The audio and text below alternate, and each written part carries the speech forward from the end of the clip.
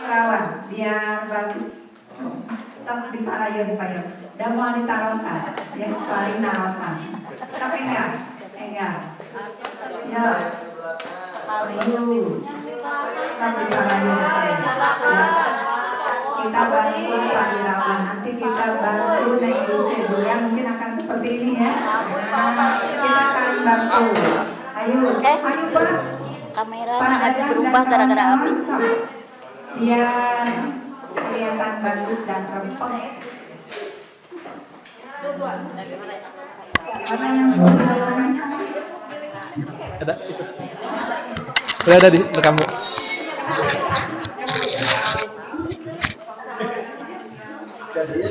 Ini Pak Amin.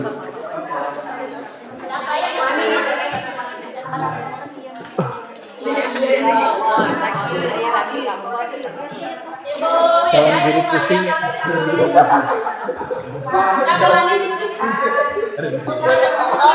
Ayo nurut.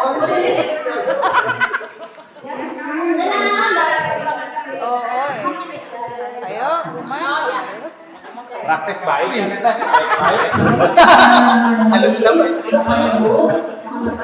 Prakteknya tidak baik. Tahu, cakap kali ya. Mana Bu Nur Aini? Kata Bu Nur Aini Pak. Aduh, astagfirullah. Hah? Itu eta dua. Dan seterusnya.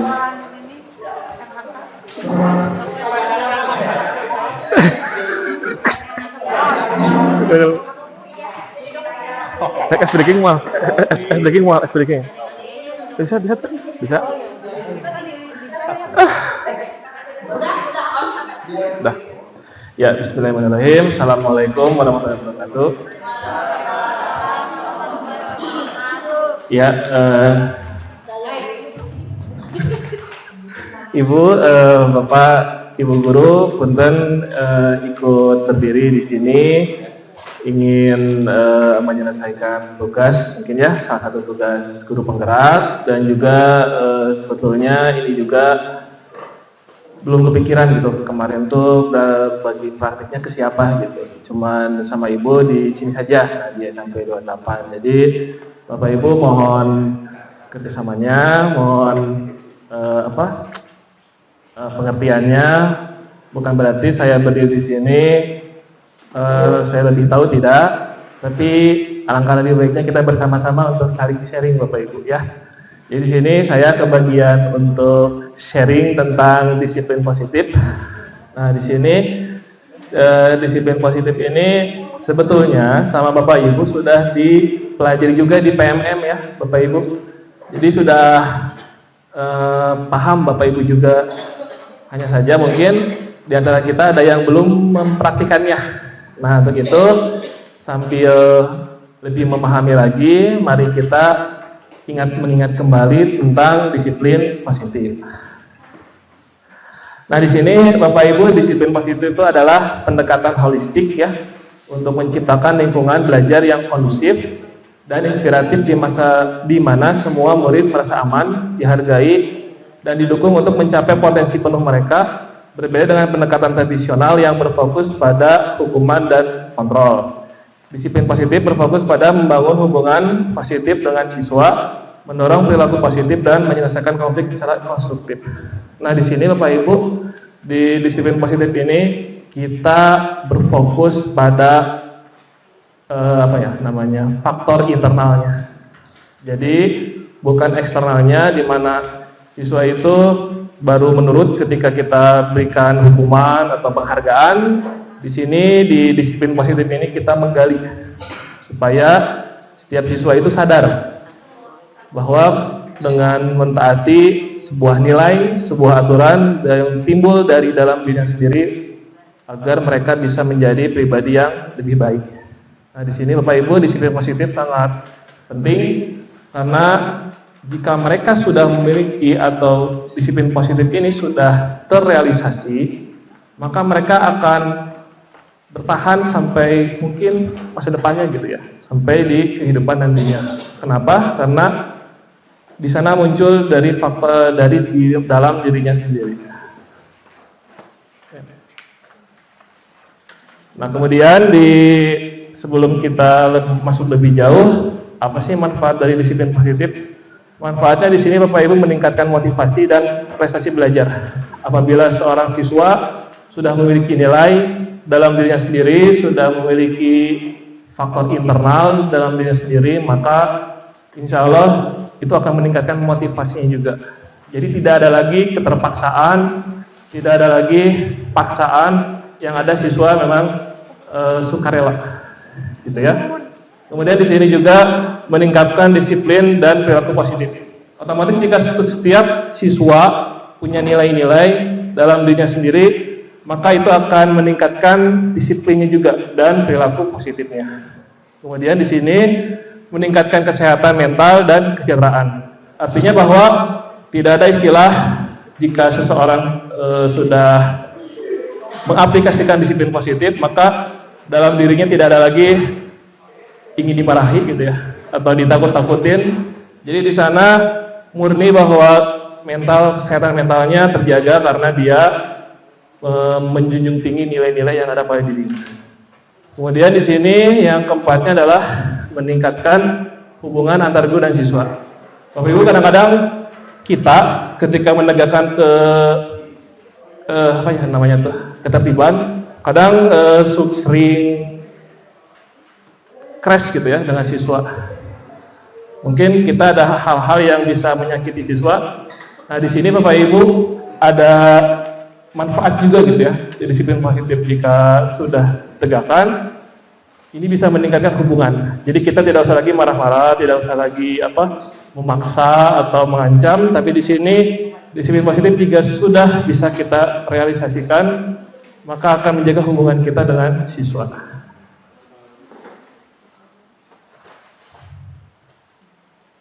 Bentar.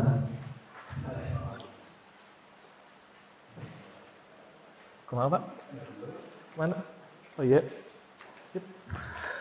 Nah, sekarang motivasi perilaku siswa, Bapak Ibu, di sini ada 3 ya motivasi perilaku siswa itu. Yang pertama, bisa jadi motivasi itu siswa menghindari rasa sakit atau dihukum, gitu ya. Misalkan ketika kita menyuruh siswa, kalau enggak saya hukum, nah gitu ya. Jadi kadang-kadang motivasi siswa juga ada yang berasal dari menghindari rasa sakit atau hukuman. Yang keduanya adalah motivasi perilaku menginginkan hadiah. Ada juga Bapak Ibu di sini yang saya garis bawahi, motivasi perilaku menginginkan hadiah ini sebetulnya disebut baik juga tidak, disebut tidak juga baik gitu ya. Jadi di sini ketika kita berorientasi memberikan hadiah kepada siswa, kadang bisa menyebabkan positif atau negatif. Positifnya, jika orientasi siswa termotivasi kali diberikan hadiah, saya khawatir setiap gerak siswa itu motivasinya karena ingin diberi, Bapak Ibu. Khawatir jika tidak diberikan atau tidak diberikan penghargaan, maka itu bisa motivasi hilang gitu Pak Ibu. Ada juga saya pernah lihat di beberapa berita, seorang siswa diberikan uang 5.000, tapi balasannya itu selama 10 tahun itu dikejar-kejar Bapak Ibu. Ada ya ceritanya tuh. Jadi ada seorang diberikan 5.000 buat ke kantin, ternyata ini jajan. Yang diberikan itu malah terinspirasi ingin mengejar-ngejar dia terus gitu ya. Makanya tidak baik ketika kita memberikan hadiah atau mengiming-imingi agar siswa termotivasi. Tapi jika kita memberikannya ketika dia sudah selesai atau berprestasi tanpa diberikan janji, itu bagus Bapak Ibu ya. Jadi kalau kita misalkan mengapresiasi, kamu tadi buang sampah sembarangan, ya bagus gitu ya. Nah, jadi tidak usah harus dari awalnya diberikan janji. Nah, kemudian yang ketiganya adalah motivasi perilaku menghargai diri sendiri. Nah, ini Bapak Ibu yang akan kita tuju ya di disiplin positif ini, bagaimana kita memunculkan perilaku menghargai diri. Jadi jika seseorang melakukan sesuatu Karena perilaku menghargai diri ini betul-betul akan berbekas sampai di kehidupannya kelak. Karena ini muncul dari dalam dirinya sendiri. Jadi dia sudah memiliki nilai di mana dia junjung dan dia melakukan segala sesuatu bukan karena ingin dihukum atau menjauhi hukuman atau ingin dipuji, tapi dia muncul karena nilai yang ada pada dirinya sendiri. Nah, inilah yang akan kita usahakan, bagaimana kita menanamkan motivasi internal itu ya. Nah, kemudian bagaimana menanamkan motivasi perilaku menghargai diri sendiri. Nah, di sini ada beberapa tips yang saya ambil dari beberapa sumber Bapak Ibu, yaitu kita dapat menstimulasi dengan mengajukan pertanyaan-pertanyaan berikut ini pada siswa. Yang pertama adalah, apa nilai yang diyakini dalam keluargamu? Saya pernah lihat di video ketika seorang anak kecil punya cita-cita ingin jadi polisi. Misalkan namanya Sri pengen jadi polisi ya. Ketika ada suatu kasus Sri misalkan menyakiti temannya, kita bisa lihat, Sri, kamu pengen jadi apa dah besar? Pengen jadi polisi. Kenapa pengen jadi polisi? Ingin melindungi orang lain. Nah, sekarang kamu malah membuat temanmu menangis. Berarti ada yang kamu langgar ya. Nah, di sini Bapak Ibu, kita harus bisa mengajak juga siswa-siswi kita untuk ke sana. Bagaimana menanamkan nilai yang diyakini di dalam dirinya dan keluarganya. Pasti ada, ya. Kita cari aja. Kemudian yang keduanya ada pertanyaan lagi, pertanyaan stimulasi, yaitu nilai baik apa yang kamu percayai. Misalkan dia terinspirasi oleh siapa, kebaikannya seperti apa, bisa ditanyakan ke siswa. Yang ketiganya, apa respon dari luar jika kamu berperilaku berdasarkan nilai-nilai yang kamu percayai. Nah, ini juga bisa Bapak Ibu ya. Ini hanya contoh saja. Bisa saja Bapak Ibu mungkin ada yang lebih bisa memberikan pertanyaan yang menstimulasi juga. Kemudian yang keempatnya, apakah bila kamu melakukan sesuatu karena nilai-nilai yang kamu yakini akan membuatmu merasa puas, nyaman, dan senang. Nah, itu sama Bapak Ibu ya, hanya bagian saja. Apa yang membuatmu melakukan hal tersebut, kamu ingin menjadi seperti apa, gitu ya Bapak Ibu. Kadang-kadang saya juga kalau lihat murid saya yang kerjaannya kadang-kadang suka nggak fokus di kelas, saya sering nanya ini nih, kamu pengen jadi apa, gitu ya. Kadang-kadang siswa juga kalau ingat tujuannya mah, iya Pak pengen jadi ini, bisa terrealisasi nggak kalau kamunya belajar seperti tidak, gitu ya. Kita bisa tanya hatinya. Kemudian yang berikutnya, apa tujuan pribadi yang ingin dicapai dari belajar atau mengerjakan sesuatu? Pasti ada Bapak Ibu ya yang dapat kita gali gitu. Tujuan kamu apa sih hidup tuh? Gitu ya. Ini akan bisa memunculkan motivasi menghargai diri sendiri atau motivasi yang berasal dari internal Bapak Ibu. Nah, kemudian selain tadi menanamkan pertanyaan-pertanyaan yang bisa menstimulasi, kita juga dapat melakukan mendorong Bapak Ibu ya, mendorong perilaku positif dengan memberikan penghargaan kepada siswa atas perilaku yang baik. Jadi Bapak Ibu jangan dijanjikan dulu ya dalam memberikan penghargaan. Berikanlah penghargaan ketika memang siswa sudah mengerjakannya, gitu ya. Saya lihat di beberapa sumber penghargaan itu bisa baik bisa enggak. Yang baik itu kalau kita memberikannya setelah siswa selesai tanpa harus disuruh, tanpa harus diberikan janji-janji, Bapak Ibu ya. Nah, misalkan ketika seseorang sudah masuk tepat waktu, kita berikan apresiasi, terima kasih sudah masuk tepat waktu, gitu ya, agar ini menjadi meningkatkan motivasi internalnya. Yang keduanya adalah menciptakan lingkungan belajar yang positif. Bapak Ibu, di sini mungkin kita tantangannya di sekolah ini masih banyak siswa yang mohon maaf mungkin harus dipaksa gitu ya. Tapi insya Allah jika kita tadi bisa menciptakan sesuatu yang positif, menyentuh hatinya, meningkatkan motivasi internalnya, kita juga bisa menciptakan lingkungan belajar yang positif, Bapak Ibu ya. Ini pasti akan menjadi impian kita bersama. Yang ketiganya adalah melakukan restitusi jika anak melakukan kesalahan. Bapak Ibu, Jika anak-anak melakukan kesalahan, ada 3 ya yang sering saya lihat yang bisa kita lakukan. Di antaranya adalah memberikan hukuman, memberikan konsekuensi, dan ketiganya bisa memberikan restitusi Bapak Ibu. Kalau hukuman, kita bisa memberikan siswa sesuatu yang menyakiti dirinya sendiri, menyakiti hatinya atau fisiknya, agar anak tersebut tidak mengulanginya lagi, sebagai bentuk konsekuensi dari apa yang dia langgar. Sedangkan konsekuensi, kita bisa melihat atau mengingatkan siswa, coba kalau kamu terlambat, hukumannya apa? Nah gitu ya, itu konsekuensi. Jadi segala aturan yang sudah tertulis, kita ingatkan lagi ke siswa ketika dia melanggar. Sedangkan restitusi, itu adalah memberikan pendekatan Bapak Ibu. Fokus dari restitusi ini adalah bagaimana siswa dapat menyelesaikan permasalahan yang dia lakukan agar dia menjadi pribadi yang bertanggung jawab Bapak Ibu.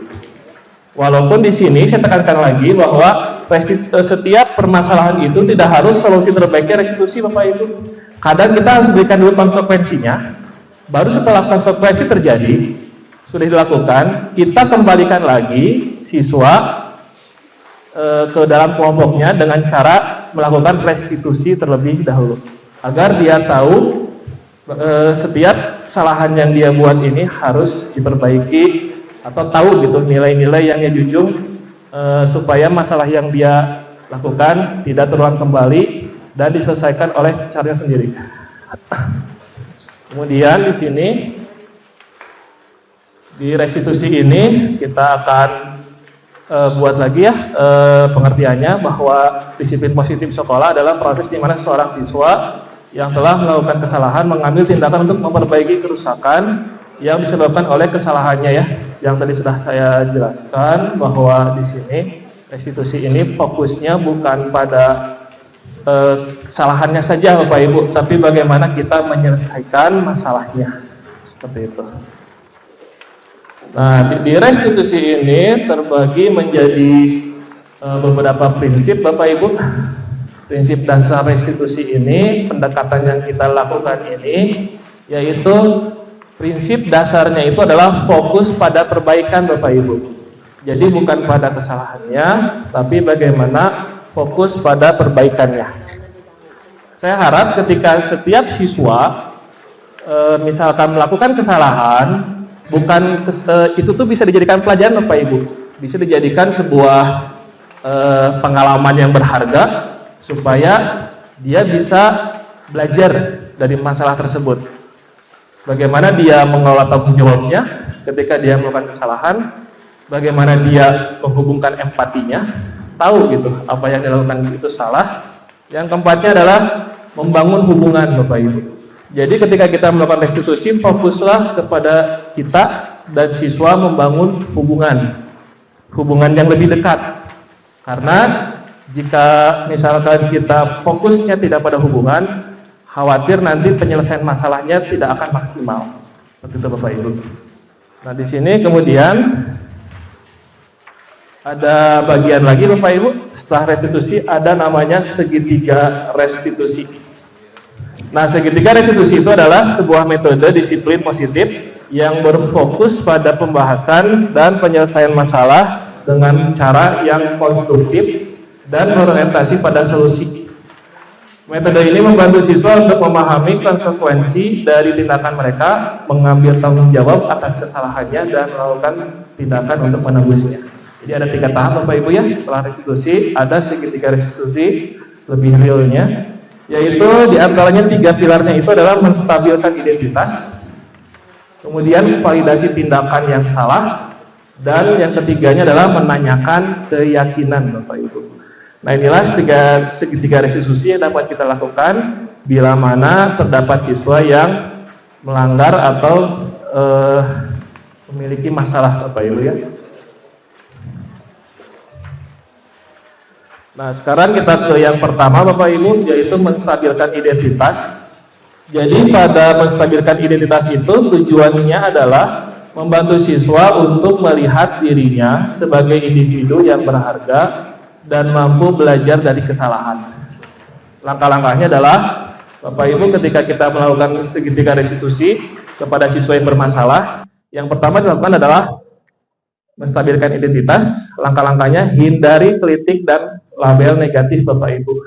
Jadi ketika siswa melakukan kesalahan, kita fokuskan dulu bagaimana kita menghindari kritik dan label negatif pada siswa tersebut. Yang keduanya adalah fokus pada perilaku, bukan pada karakter siswa. Kemudian yang ketiganya, sampaikan pesan bahwa kesalahan adalah bagian dari proses belajar. Nah ini Bapak Ibu ya. Jadi setiap kesalahan yang dibuat siswa, kita tenangkan dulu siswanya bahwa setiap manusia memang tidak ada yang sempurna Bapak Ibu. Kemudian bisa memberi dukungan dan dorongan kepada siswa. Tetap kita dukung Bapak Ibu agar setiap permasalahan yang terjadi dapat diselesaikan dengan maksimal, yaitu menstabilkan dulu identitasnya. Kemudian yang keduanya adalah menanyakan keyakinan. Maaf, yang keduanya kebalik ini ya. Oh, yang keduanya Bapak Ibu validasi ini ya, harusnya kelewat kayaknya. Validasi tindakan yang salah gitu ya. Jadi kalau saya melakukan validasi tindakan yang salah, biasanya saya sering nanya, menurut kamu tindakan yang kamu lakukan itu betul atau salah gitu ya. Nah, ada validasi yang salah di situ, bahwa tindakannya itu harus sadar dari diri sendiri bahwa itu tuh salah gitu Bapak Ibu. Jangan sampai siswa tuh melakukan itu dan kata itu salah Pak gitu ya. Nah, itu ada validasi tindakan yang salah. Yang ketiga adalah menanyakan keyakinan Bapak Ibu. Setelah dia tahu yang salah, kamu punya nilai-nilai yang kamu yakini nggak? Punya. Bertentangan nggak? Iya. Nah, di sini sudah muncul bahwa kesadaran di sini bisa kita ajukan pertanyaan terbuka untuk mendorong siswa berdialog Bapak Ibu. Gitu ya. Yang keduanya, dengarkan dengan penuh perhatian dan tanpa membela. Yang ketiganya, bantu siswa untuk mengidentifikasi keyakinan dan asumsi yang salah. Dorong siswa untuk berpikir kritis dan mencari solusi yang lebih konstruktif. Jadi kita ajak Bapak Ibu ya, siswa bahwa ini tuh salah loh, kamu punya nilai kan? Iya, punya nilai. Nah, sampai ke sana bisa kita nanti rangsang untuk memberikan solusi sendiri. Nah, Bapak Ibu, supaya lebih realnya ya, penerapan segitiga restitusi ini saya sudah download videonya. Yang satu video yang saya ambil dari LMS, yang keduanya video saya sendiri Bapak Ibu. Bisa dilihat di sini.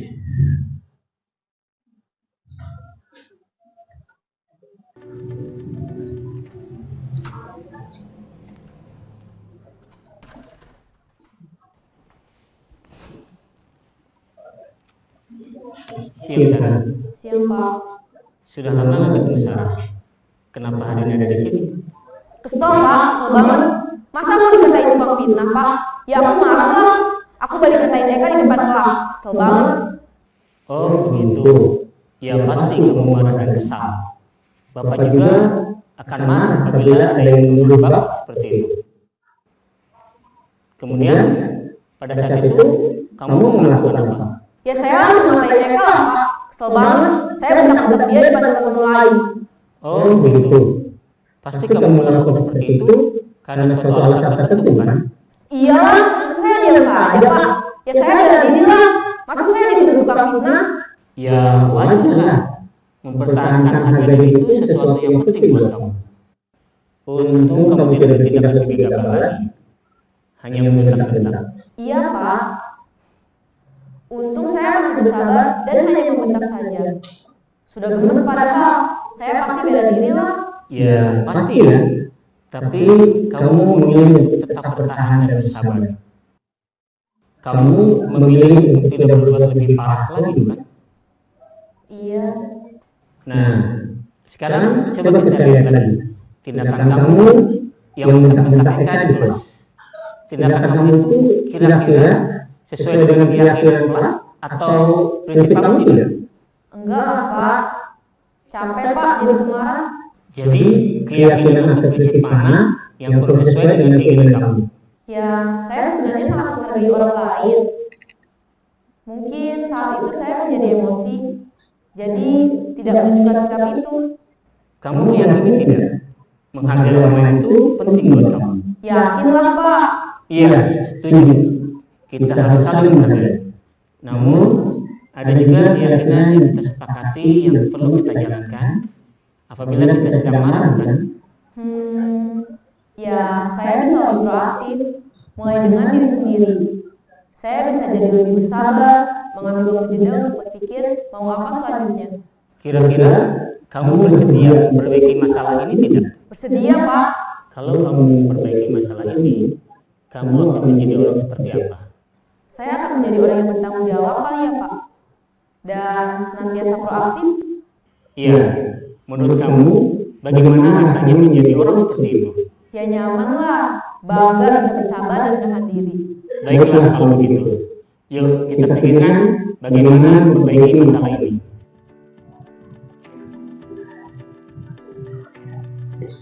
Nah, jadi ini Bapak Ibu ya, salah satu contoh bagaimana kita menerapkan segitiga restitusi. Dan saya alhamdulillah sudah juga, tapi walaupun ini Bapak Ibu ya, masih latihan, saya juga membuat videonya juga Bapak Ibu. Sebentar. Nah ini mungkin video yang kedua Bapak Ibu ya.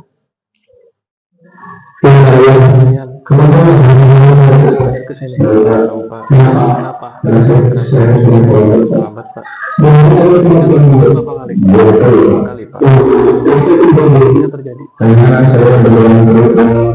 suka main ML Pak kamu tidur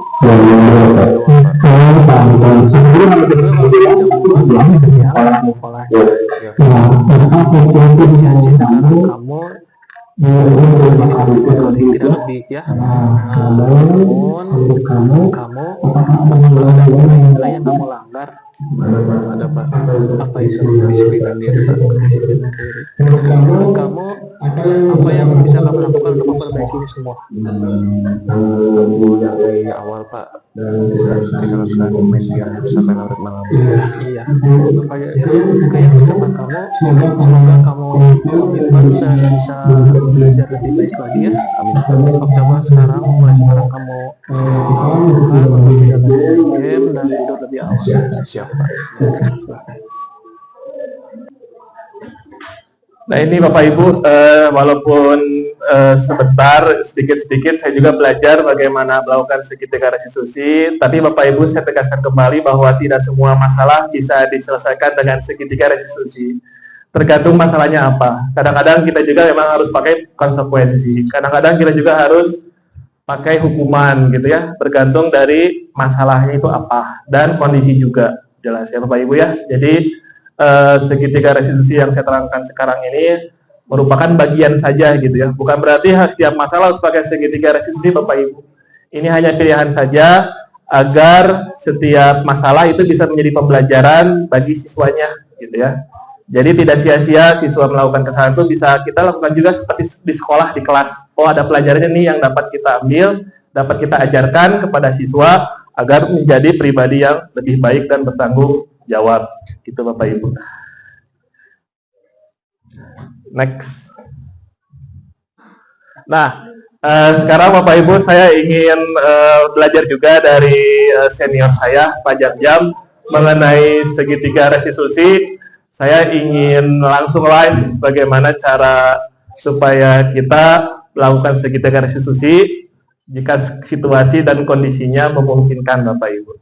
Ya, kepada Pak Jam-Jam boleh ke depan.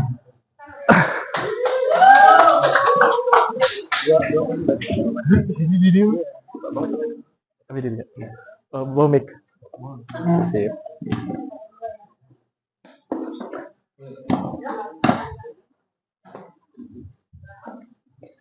Bentar.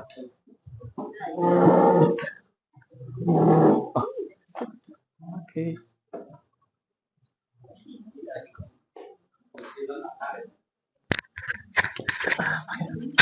Oh ini aja. Ya, double. Ya Bapak Ibu sebelum kita tutup, saya ingin sama senior saya di grup penggerak ini Pak Jam-Jam melakukan segitiga restitusi kepada siswa. Ya. Nanti Pak. Nanti itu. Enggak, sendiri aja. Ya, jadi Bapak Ibu, kalau saya ya ketika belajar di grup penggerak ini bagaimana menangani siswa dengan segitiga restitusi. Yang pertama dilakukan adalah tadi Bapak Ibu ya menstabilkan identitas Bapak Ibu ya. Jadi jangan sampai ketika siswa dapat masalah tuh divonis, dijudge gitu ya, kamu tuh bersalah gitu ya, dipojokkan gitu ya. Jadi di sini kalau kita memungkinkan waktunya dan kondisinya kita bisa gunakan ini dengan tahap pertama adalah menstabilkan identitas. Ini contoh kasusnya Bapak Ibu ketika guru menerangkan siswanya malah main HP, bermain game gitu ya. Yap. Bismillahirrahmanirrahim.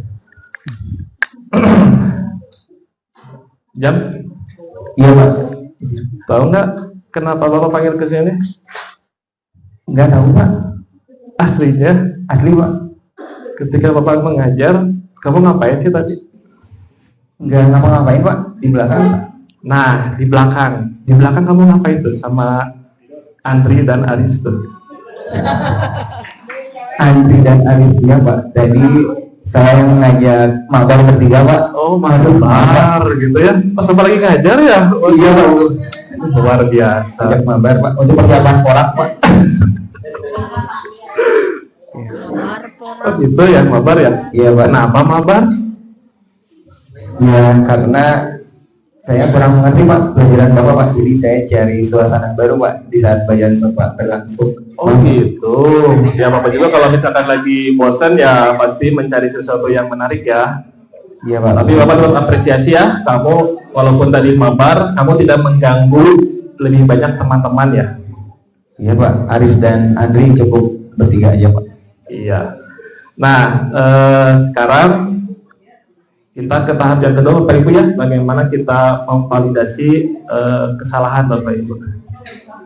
Nah, Jam, menurut kamu bermain mabar di pembelajaran Bapak itu benar atau tidak sih? Sangat tidak benar Pak. Iya, Pak. Kamu tahu nggak bahwa itu tuh melanggar nilai keyakinan kelas kita yang sudah kita sepakati? Tahu Pak, melanggar Pak. Melanggar. Ya. Nah, menurut kamu sebaiknya nih untuk menyelesaikan permasalahan ini harusnya seperti apa sih?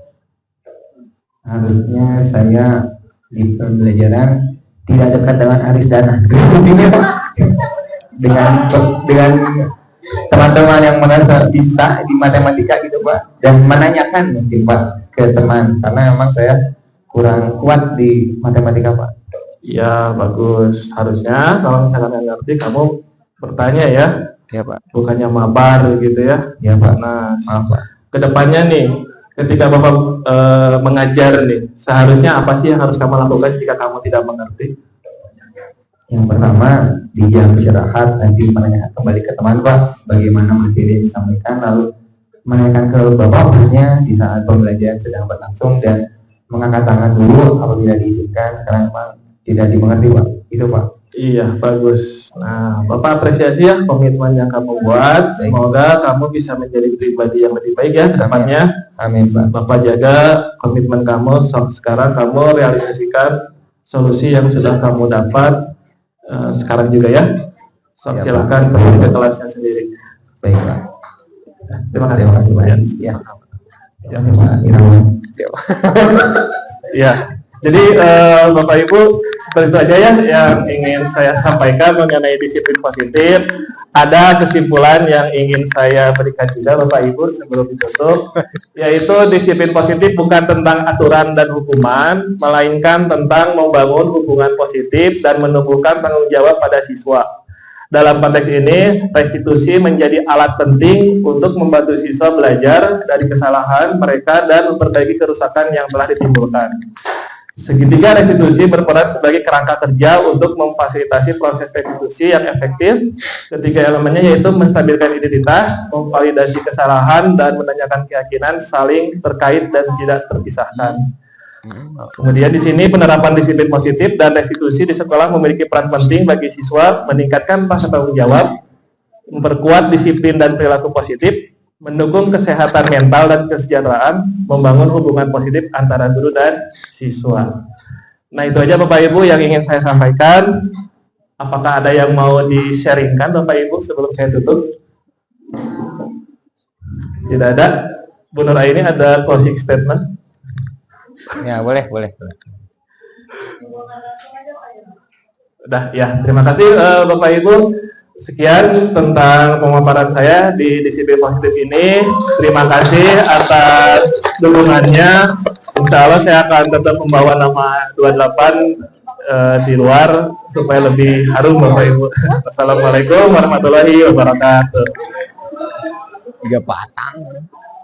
Waalaikumsalam warahmatullahi wabarakatuh.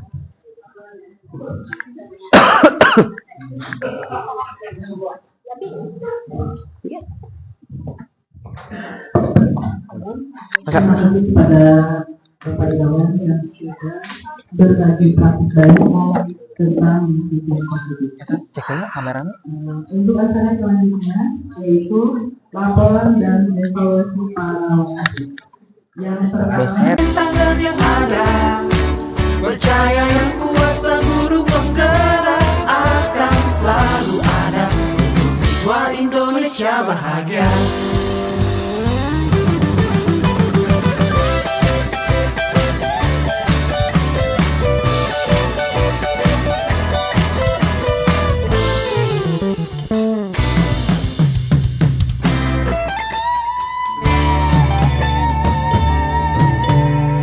Bergerak cerdaskan bangsa, gotong royong dalam satu irama.